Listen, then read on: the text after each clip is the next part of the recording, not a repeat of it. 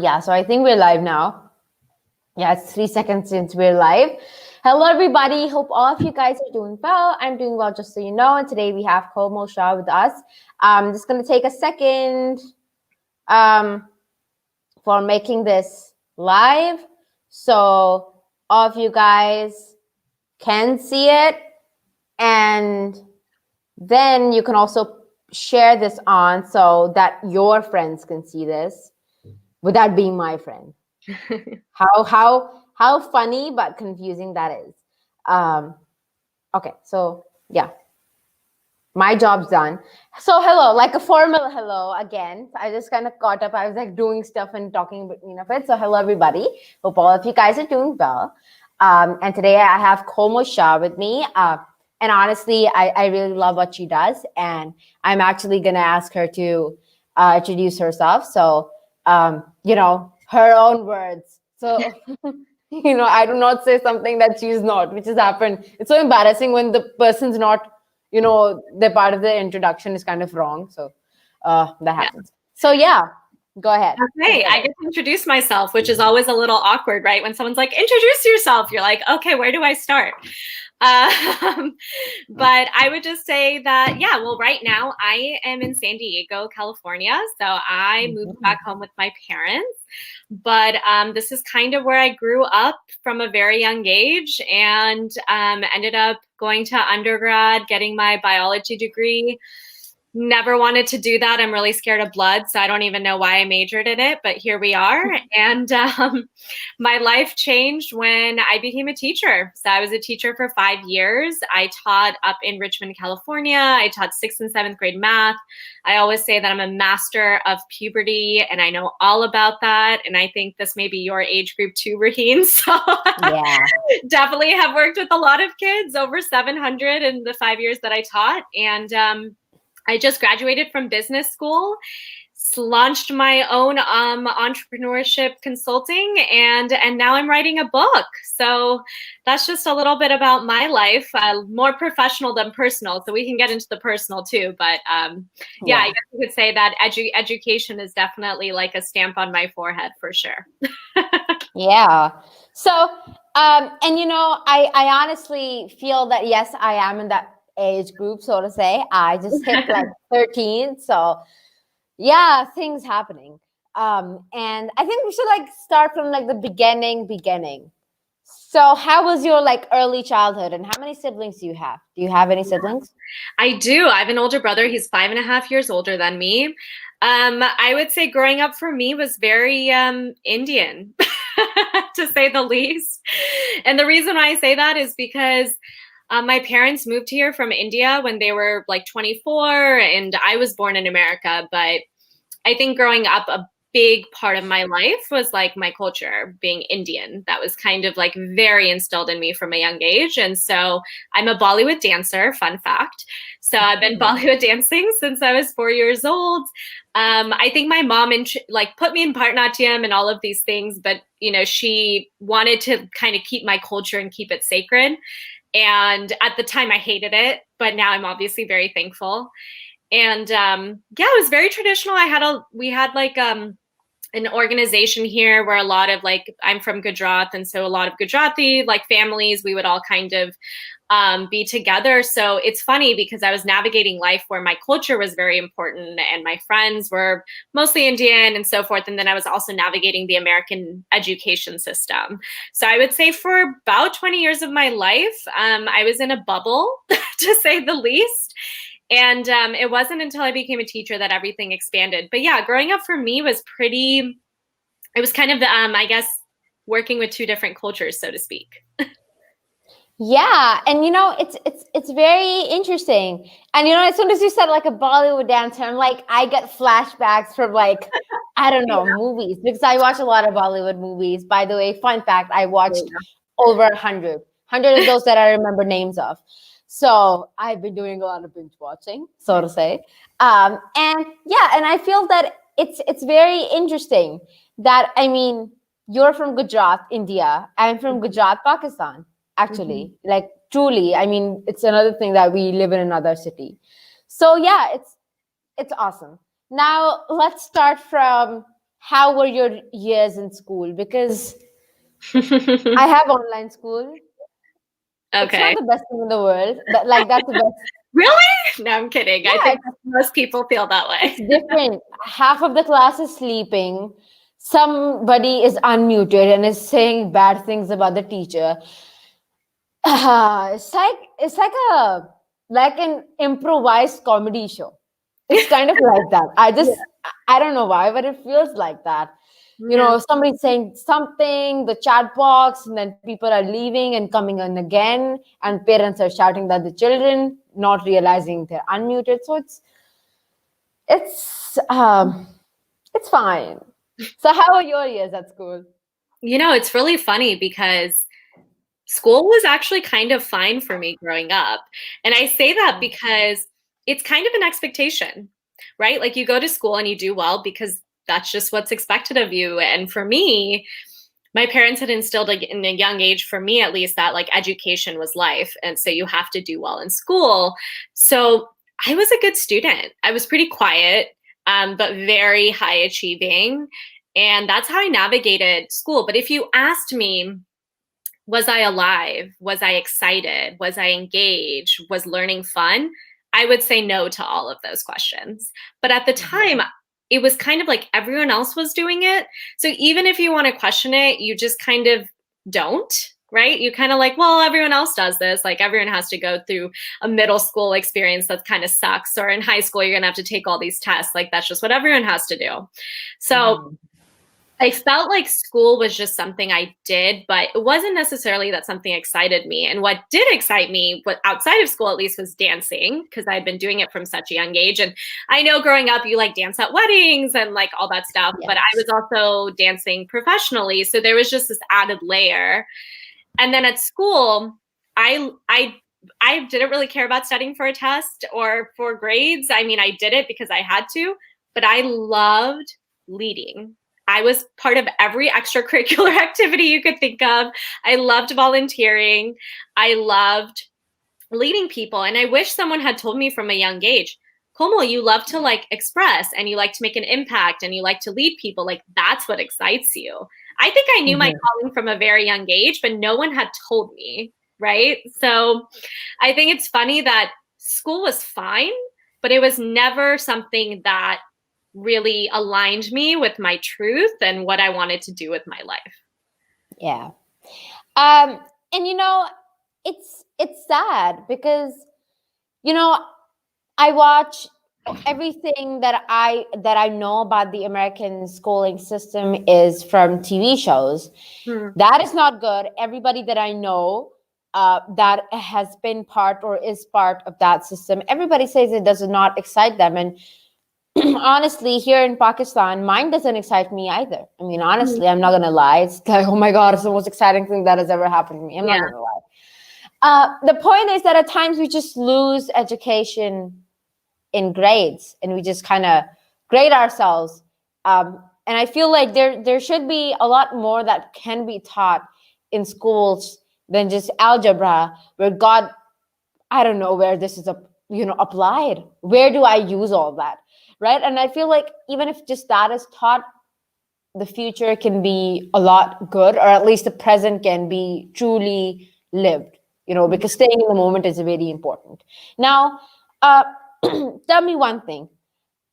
Now, biology. Biology is that one subject that I'm like, wait, what? Biology? It isn't my best interest, and I'm scared of blood like a lot. I am that kind of person that almost would faint when, I have this huge blood phobia. How was that experience, having, a major in biology and then finding out, oh my God, this isn't what I want to do. And then you feel that, oh my God, I just majored in something that I don't want to do. Yeah. I think it's twofold. I think science and math tend to be very, at least in my family, was very like put up higher on a pedestal. So there is this feeling of like my grandfather was a chemistry teacher in India. So it's kind of like, oh, it's part of our lineage or whatever that means. And I was pretty good at science. I did find science kind of interesting, but like I was comparing this to other subjects. It wasn't like science was the end all be all, but that's all I knew. And so when I went to undergrad, it's all about memorization. That's like Yeah. all biology is. It's about knowing the cycles, knowing all of those things, which was just so detached from what biology actually is, which is like our makeup, right? Like our genetic makeup. And that's more fascinating. But in undergrad, it was funny because even though I chose that as a major, the one thing I was doing more than ever, I was dancing, because that was the one thing that was kind of like the fuel to my fire, right? And so it was interesting where I was putting my energy and attention. Like, yes, I was a biology major, and yes, most of the people in that space wanted to become doctors, and I just like had no interest.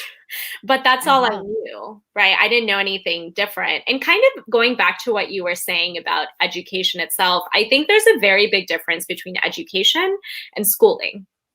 Education is about learning and growing and being expansive and just discovering and failing and being curious. That's education. Schooling is narrow-minded, limited, conforming, get good grades, get high test scores. That is what success is.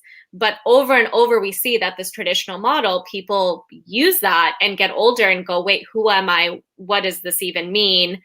Oh, I have to fail in real life because that's what life is all about. But we're not taught that in our schooling system. But I think education itself is beautiful. It's just schooling. Like I chose bio as an undergrad major. I didn't even know I really chose it because no one had really told me, how do you even figure out your passions and interests and what excites you? Like that was not even a conversation, you know? Yeah. Now, you talked about memorization. It gives me flashbacks from the morning as well. And I feel like education shouldn't be memorization. It's just insult to, the science behind everything. And, what we're studying is that we're just memorizing. And the popular, system in here, in Pakistan, is the metric system. And that's what you have to do, is that you have the book. There are questions, sums and stuff, and you just have to memorize it, like thoroughly memorize it, and that's what's exactly going to come in the exam as well. But the kind of environment that I study in is a bit different. It's another system, and mine is more on concept. So it's never ever can it possibly happen the same question of the book can ever come to my exam. That makes me think. But the point is that, not trying to intimidate anybody, but this is the school that is the most popular school of Pakistan that I'm talking about, that I study in, and I can afford it, but not everybody can, because government schools are, or public schools are the way to go about it, right? And they're created for a purpose to serve the public. Now, tell me one thing.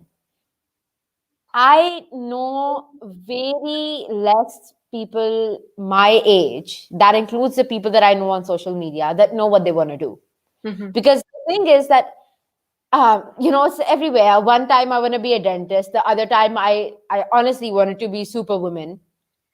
And the next moment I know I wanted to be a Bollywood choreographer. So there's so many things just came in and went by. Yeah. But finding that true calling for me was like an adventure. I'm not gonna lie, school was never part of it. Yeah. Never was it ever part of it. And I felt like there can be a lot of things can be added to school, maybe subjects, and honestly, just discussing about life could be a nice thing. It isn't too complex for a sixth grader to talk about it, or talking about things that maybe we are ashamed to talk about, right? I feel like education about so many other things that exist outside of grades. How are your thoughts about it? What are your thoughts about it? Oh, I have too many thoughts about this one. I guess the first thing I would say is, why do we even put pressure on children to figure out what they want to do? That's my first question. They're children. They're not, we have this idea that we have to prepare them for adulthood, but really your childhood is about exploration and curiosity and learning. And instead of thinking about it more from the terms of, oh, what do I want to do with my life? Maybe it's a little bit more about what are your strengths? What are your things that you like and enjoy? What's a problem out in the world that you want to solve, right? Like those Mm-hmm. are the types of conversations that be happening, not necessarily what are you going to major in and what do you want to be when you grow up? Because here's the thing, people change Yeah. their careers all the time.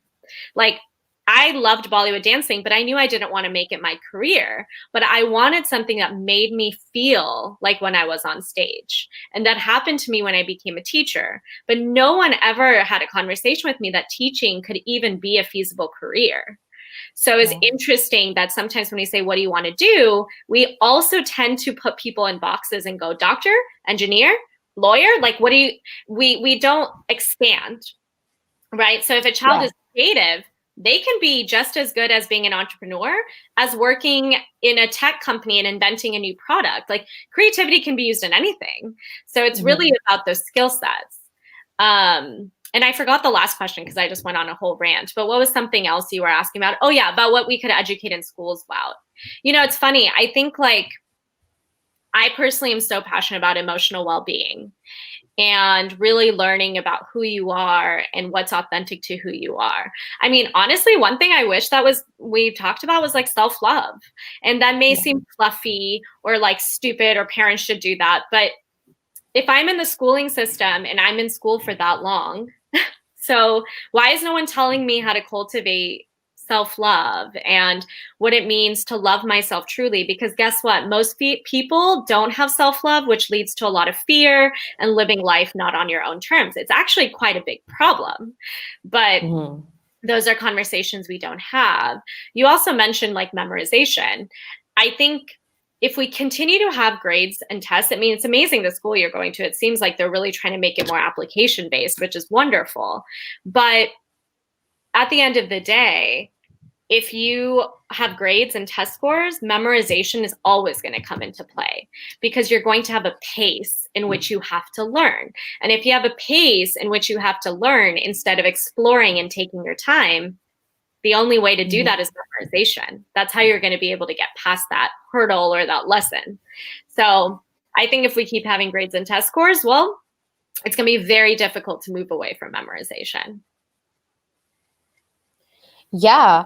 And it's really funny, but the thing is that there's certain subjects in which like you have to memorize certain stuff like formulas, and that's it just has to happen.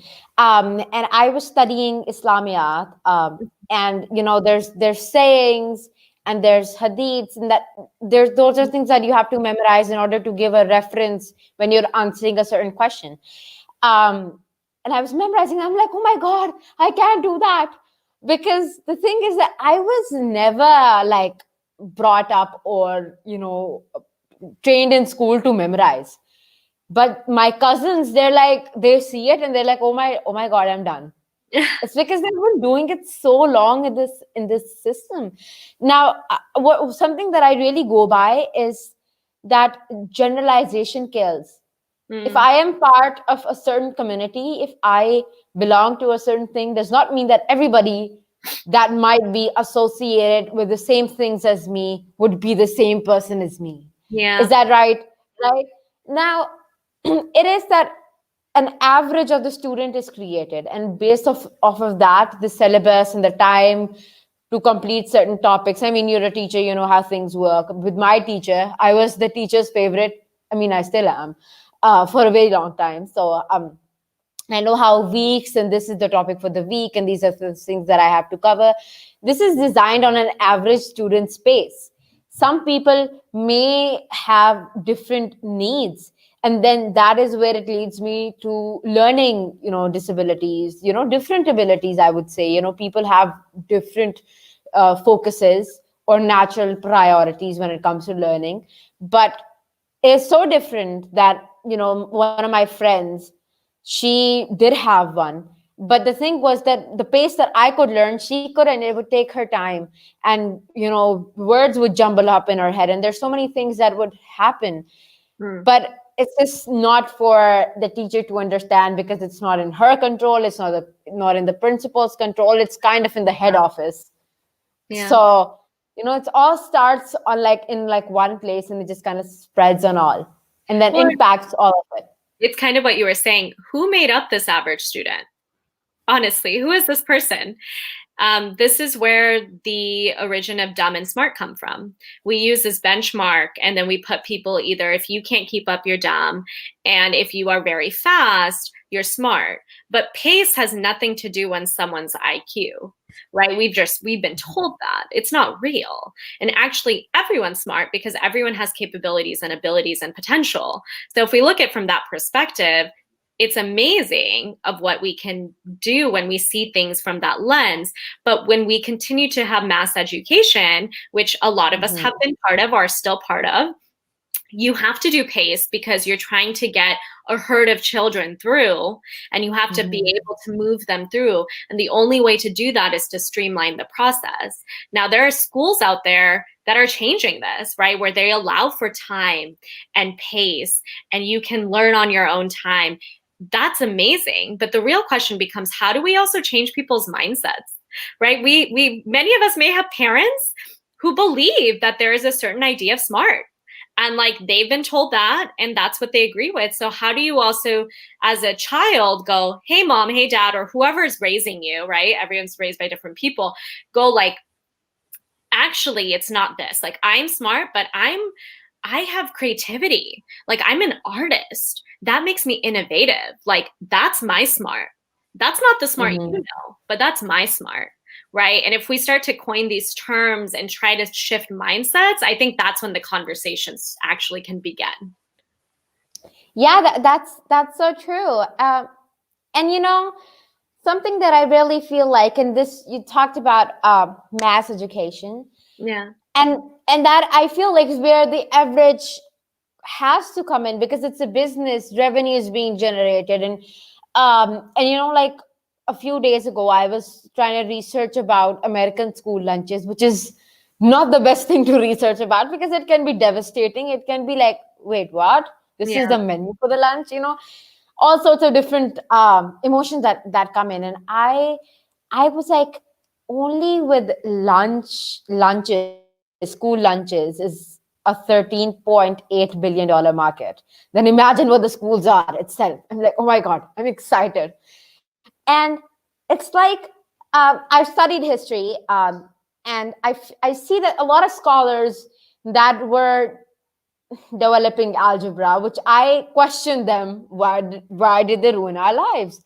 It was somehow they did, because we have to memorize all these things after they were the geniuses.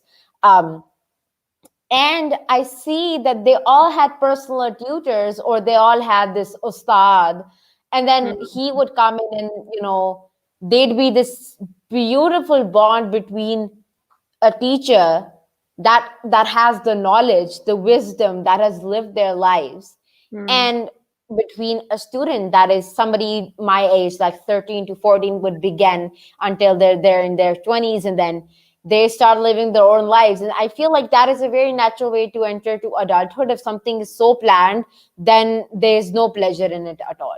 It's like kind of has to happen. This is their roadmap. I have no idea how people plan out their lives. I'm like, I there's don't also think there's life such a thing, planners. but they feel like it's going to help them. Yeah. And it kind of paves way for what's going to happen next and next and next. And we just so focus on the next thing, you forget in the moment.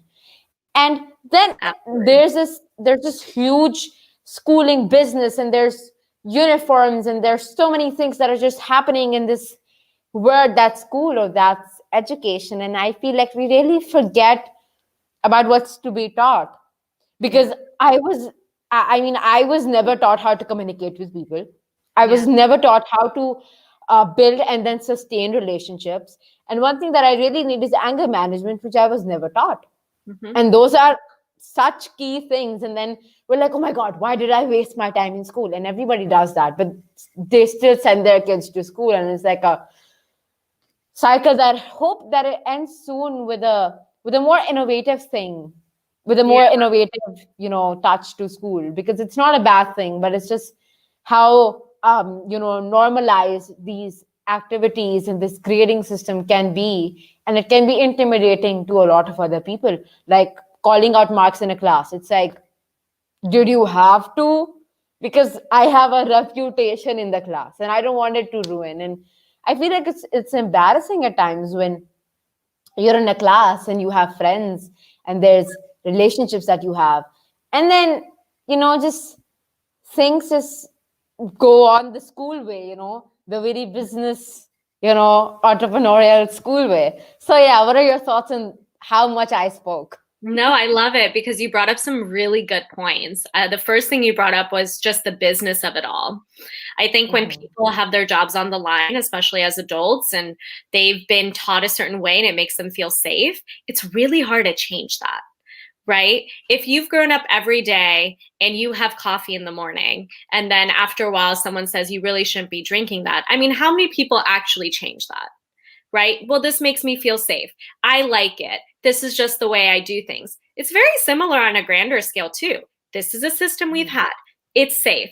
It's worked for this long. Worked. It doesn't really work, but that's how people have told themselves, right? So it's like we struggle to make these changes because we're scared. And then to your point, there's businesses around this. So there's going to be people whose livelihoods are affected by this. So people get even more scared because at the end of the day, you're looking out for yourself and, you have to support a family or whatever it may be. But, it is really interesting. It's like, where did we get to the point where we stopped caring about the kids? I mean, that's really a conversation that needs to happen. When did we stop asking kids what they wanted to learn? This is their education, not ours. And we're adults that had jobs right now. Why don't we ask them what they want to do? What do they want to invent? What are the solutions that they want to make in the world and for themselves? I mean, this is critical. But we're using an outdated curriculum that no longer stands.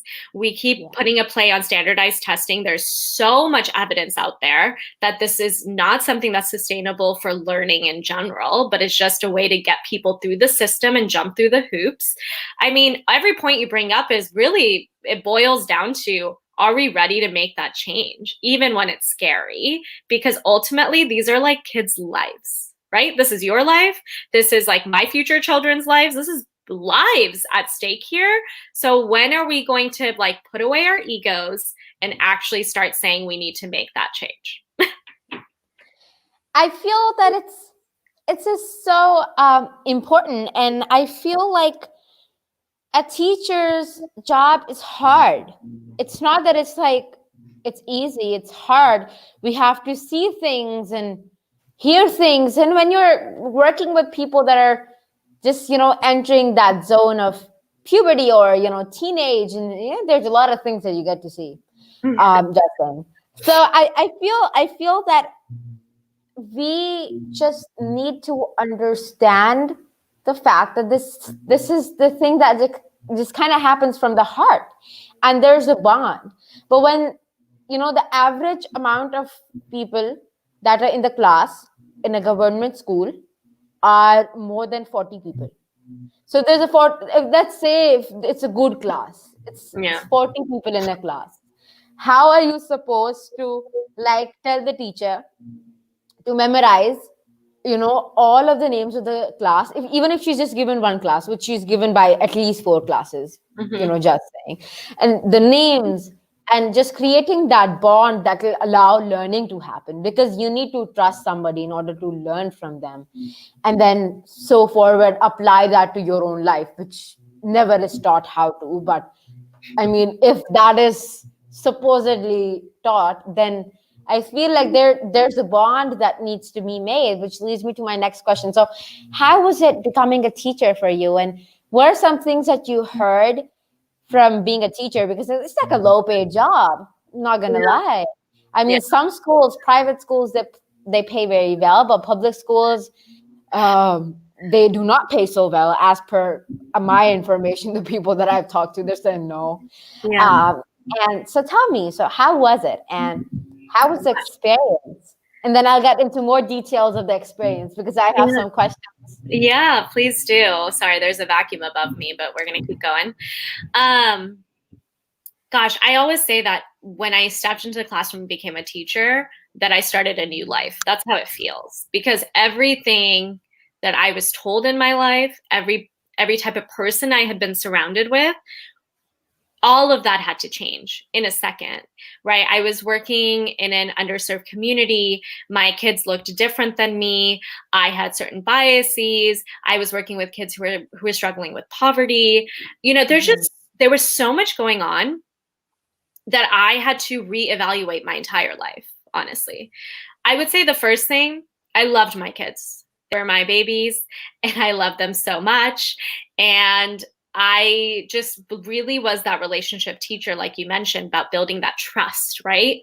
So that was a big part of that. I think the system itself doesn't allow teachers to have that type of freedom that they really seek, because us teachers, we're there in front of our kids every day. At the end of the day, we want what's best for them. But within the system itself, it doesn't always work, right? We are put to teach these standards and teach these lessons and so on and so forth. And so there's no room to really engage as a human. But I also think we need to take a step back, because I was listening to this interview with Ken Robinson. He started like creative schools, and he's very, very popular. Many people in education obviously have listened to him. But he says a lot of good students become teachers. And that really shifted for me, because what happens is we keep perpetuating the system. I was a good student too growing up. So when I became a teacher, I automatically went, grades are important, right? You study hard and you sit in a desk and take notes, because I had done that in my life as school. And then I went, oh my gosh, a lot of my kids don't work like that. This doesn't work for them. So I had to unlearn a lot myself as an educator, which was the biggest blessing, because it made me look at my education in a very different light. And it made me also question the system itself. But the fact that I got to like love on my babies and love on my kids, yeah, they're in 6th grade or 7th grade. They'll be like, I'm not a baby, but that's how I felt. And I was a young teacher when I started too. But I really, truly believe there's this power of a teacher-student relationship. But I will say one thing. I think the reason why teaching is so hard is because we're taught that we have to run the classroom, that we're the authority, that we are the disseminators of information. But actually, teaching doesn't have to be that. You can be a guide. You can be a facilitator. You're actually the second one in the classroom. Your kids are first. So if we actually shifted mindset, I actually wonder how many teachers would be excited to be in the classroom. And I was a teacher, I sat in the back. Like, I didn't sit in the front of my classroom or stand in the front. I thought it was quite uncomfortable. And the reason why I did that is I was like, this is not about me. This is about you all. It's not about me. So I have to put my ego aside, and I'm going to sit in the back. I'm going to train all of you. You're going to run the classroom. This is about you. I'm going to give you instructions and directions, but I'm going to try my best within the constraints that I have to make this classroom about your learning. But that took a mindset shift for me, because I used to be the one who would just sit in the front, like, take notes silently, everyone, shh, like, don't talk.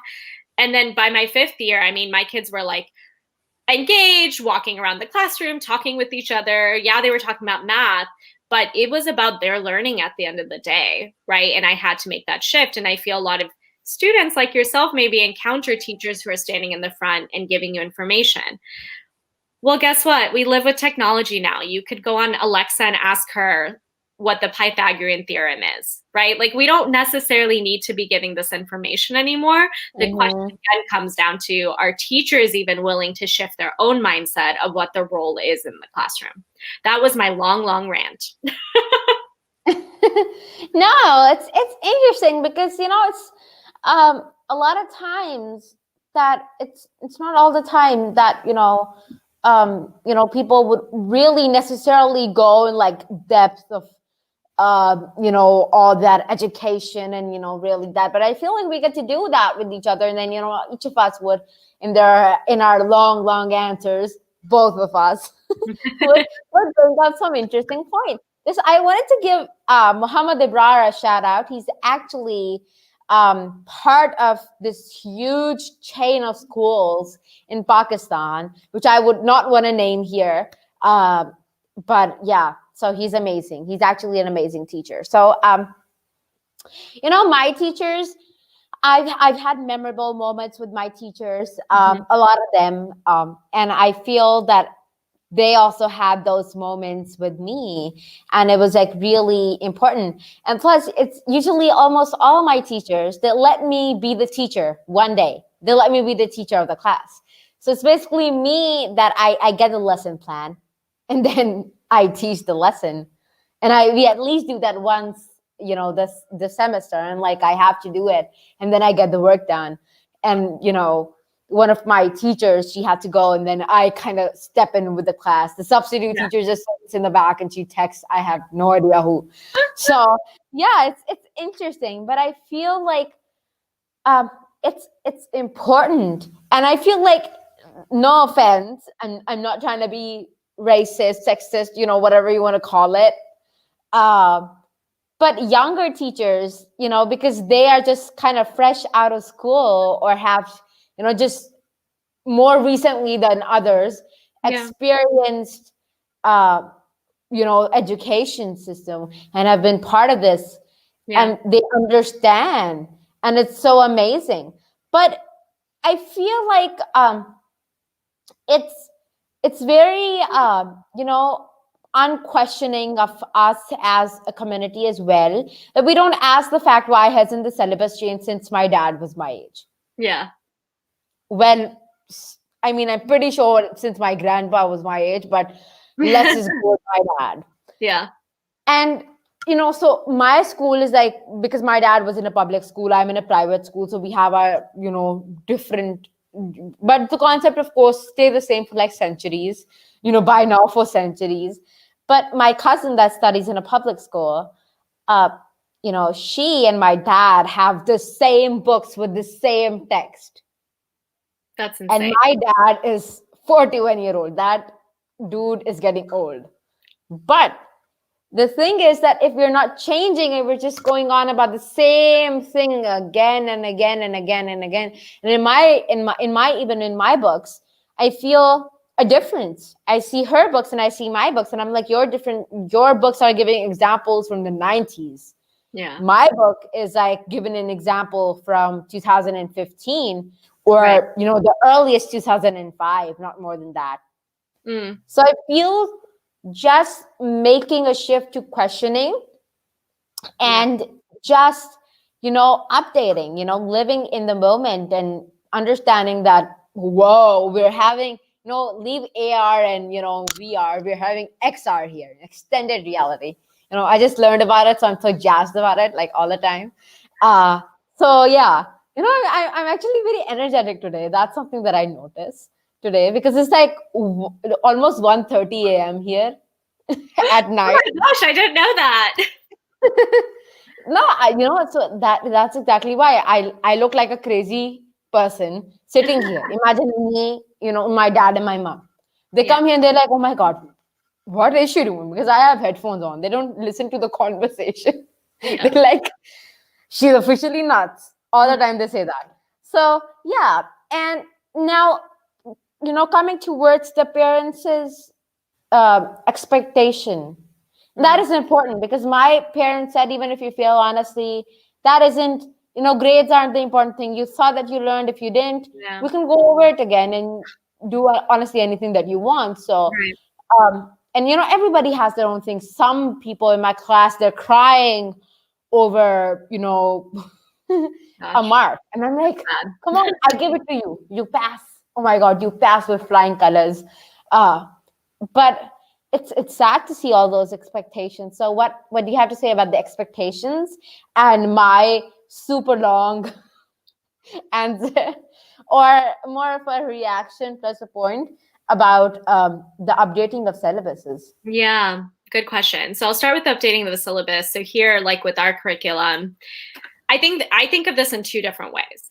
If we want to just target what's happening right now, I think the question needs to become, curriculum needs to be looked at more often and needs to evolve based on current times. That's how we could have a solution for this problem, right? Because Mhm. how do we evolve curriculum? Then there's another conversation that takes it a little step further. Do we need curriculum? Now that scares people. But then the Yeah. conversation becomes, what if instead of that, we are more broad and we actually start talking about, pick a problem in our world that's XYZ. how do we create curriculum that shifts beyond time, right? And doesn't have to be updated every couple of years, because the curriculum is so broad that people can, no matter what generation, take it and make sure it's relevant for that specific time. So if it's a project where you're building a park in your community, okay, and it has a different standards in it and so forth, that transcends time. That doesn't have to be in a certain generation. But when we create curriculum in a specific time period, we're very less likely to evolve it, because humans, we don't like to change. We like, we look at all of our systems in our world. Most of them originate at a certain time, and we talk about it as it's tradition. So you just do it that way. We're very scared to change things. Think about company cultures that are toxic. We don't change them because that's what they did in the 70s, and we just keep doing it, right? So the question really has to become, what's the purpose of curriculum? How do you make curriculum about the child no matter what time period it is? And also, there are schools out there that it's like very learner driven. The child decides what they want to learn that day. And for some, that's really hard to conceptualize, especially if you yourself have never encountered that. But what if the teacher didn't tell you what you need to learn that day?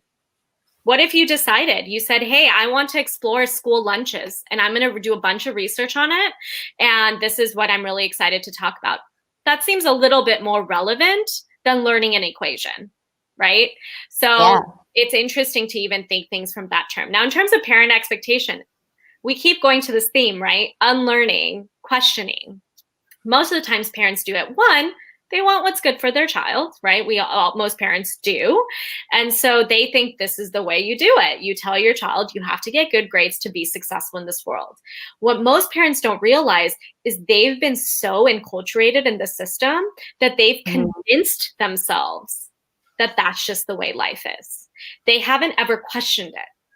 It's the same thing with any aspect of life, whether it is like, if you've grown up in a family where marriage was very important, right? Who's really going to go out and question that and actually go, wait, what if this doesn't work for everyone? Or maybe like, it's not about age and when you get married, who cares, right? But people have to question it.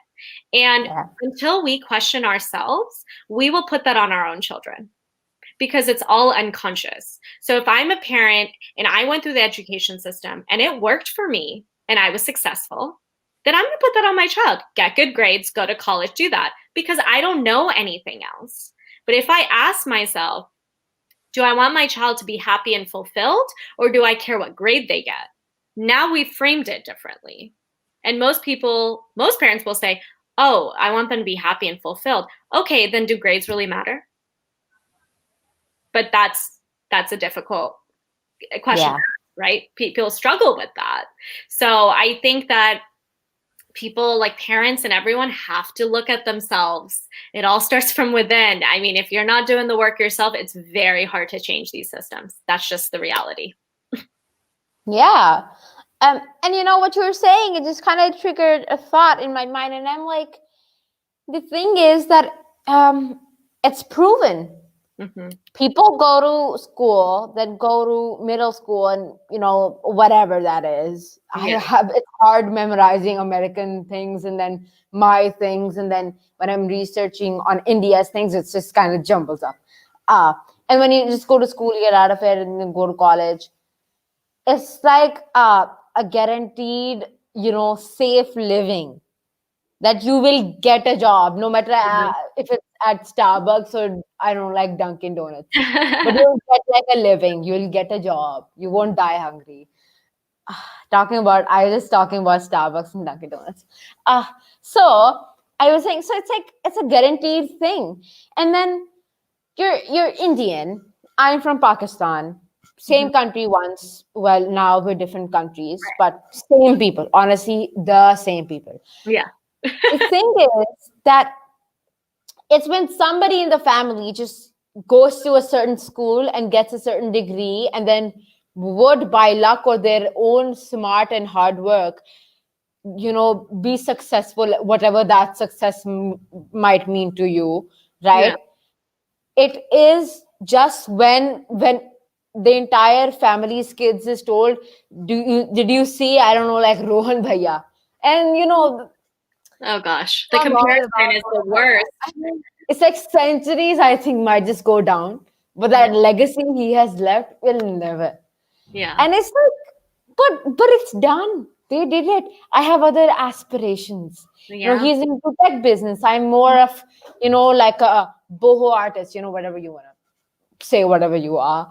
But I feel that it's important for us to realize that if we live the safest ways, most of the things that we have that make us feel safe wouldn't even exist. So, kind of really getting into the depth of it, it is not to just go on with a guaranteed life set, a family, and, and it's just life that is planned out for us. And, in Pakistan, most of the people that I knew, no, they've planned out their children's lives since they were born.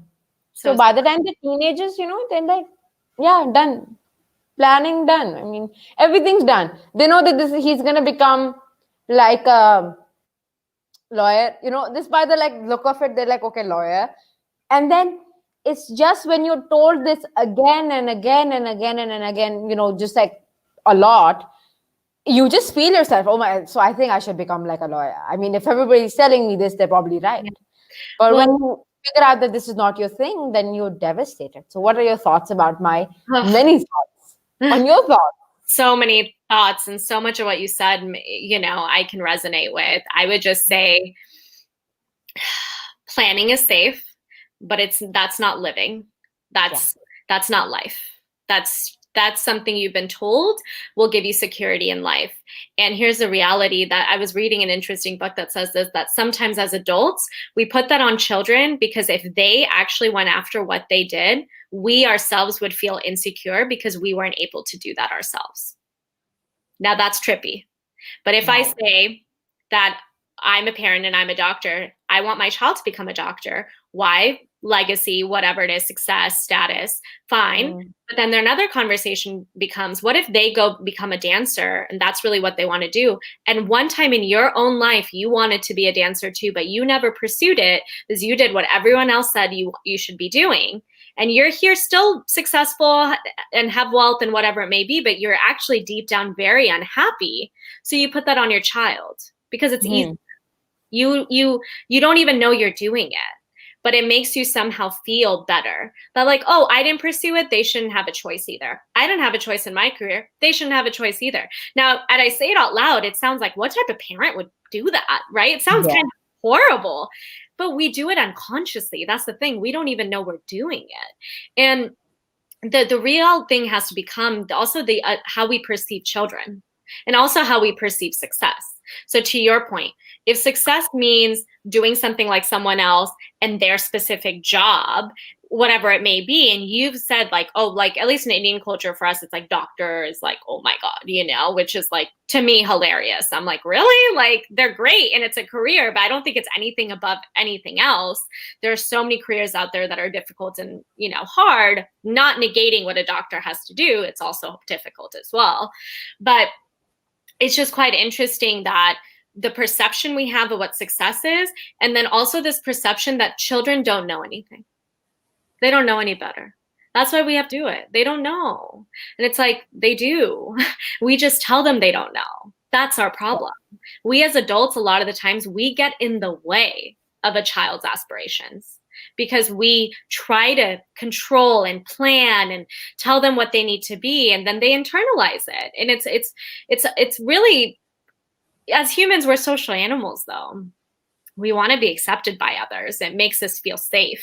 And most of the time we want to be accepted by our caretakers, our parents, which is why most people end up going into careers they don't really want to do because they want to be loved and accepted by their parents. But it's like, when do we cultivate children to do things they want to do, even if the parent is saying, no, I don't want you to do that. And you go, well, I don't care. I'm going to do it anyways. Right. And like, what is that relationship? But sometimes I just think adults become more of a problem than a solution for a child when they try to project their own stuff onto them consistently and not giving them a choice in what they want to do in their life. Yeah. And now it's because we're coming towards of the interview. which I thought was supposed to be like 30 minutes. And I just looked at the time. I'm like, it's almost 50 minutes. But I'm I like, know. who I cares? just chatted you. I was like, I have another meeting, but just so you know. And it's just so interesting. But I just want to say one thing. If it is important to you that your child's happy, don't ever tell them what they have to be. Let them live through it and then understand. Because besides my parents, my mom and my dad, everybody told me I had to be a doctor. And I'm like, okay, yes, I have to be a doctor. And for the longest time, I was like, okay, I'll be a doctor. Yeah. Yeah. And then it was that I knew a doctor, and I'm like, can I spend a day with you? And then I did. And then I'm like, and the moment there was needles around me and there was blood, I'm like, oh my God, I'm about to faint. So I threw this tantrum, and after that I realized that no way am I ever becoming a doctor. Yeah. So then I started, I wanted to become a dentist. Then I spent a day with a dentist. So it's like, because my dad, we had people from different professions in our family. So we're not like a doctor family or an engineer Right. family. We have so many people. And when I saw them, I saw like respective professions. I'm like, no, no, no, no, no, no. But when I saw entrepreneurship and when I saw social entrepreneurship that makes an impact, you Mhm. know, I'm like, this is my thing. Yeah, that's And amazing. then I think it just kind of like began from there. Though I started off as a stand-up comedian. Now Mhm. imagine being a stand-up comedian in Pakistan, like an 11-year-old. People are like, how can an 11-year-old make us laugh? You don't even know dirty jokes. You don't even know what it means. I'm like, I know what you mean. Yeah. Because I couldn't even sit through those, PG-18 stand-up comedies, and my parents would have me out of the room, which is so unfair but fair at the same time. But I make them laugh on my experience with aunties, and I think you understand what I mean, how it is to be with aunties and Indian aunties and Pakistani aunties. And A lot of yeah, judgment. they're a blessing. They're literally angels sent by God down. But like, different perspectives, maybe seeing aunties differently.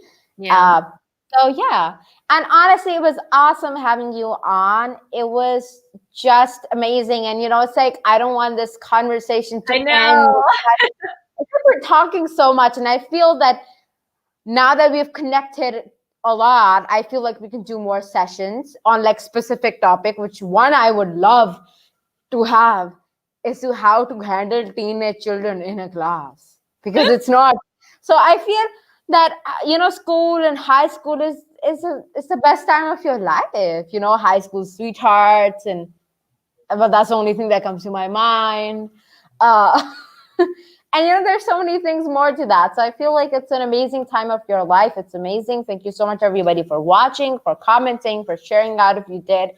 If you didn't, there's still some time. So what you can do is that start a watch party and share on your timeline. So yeah, I mean, that'd be amazing. And yeah, so last comments from you, and last comments about your book. So that I totally missed out, and I'm like, oh my God, I have to ask about it. Nothing. I mean, I would just say stay tuned. I'm writing a book right now on kind of all the stuff we were talking about the problems of education system. My focus is bringing consciousness to education. So really thinking about our emotional well-being and what it means to live an authentic life, and really talking about how as adults, we're going to have to do a lot of mindset shifts to make that possible. So yeah, I'm excited. Pre-launch in March and going to publish in August. So it's coming soon. And I'm excited that everyone's part of this journey. Yeah, it's amazing. So thank you so much for being on. It's an honor, and it's like it's amazing how we would just talk. And I'm like, usually I'm looking back at my interviews, and I'm like, okay, so I could have a question better, but even right now, I think I'm in the moment. I'm like, oh my God, it's a proud moment for me as an interviewer. I've done many interviews, but this is like that iconic one, because every time people ask me for my best interviews, no offense to everybody I've interviewed, but there's some that just automatically come to my mind when I think of my best as an interviewer and on my best as a host as well. So thank you so much, everybody. We had a good audience today.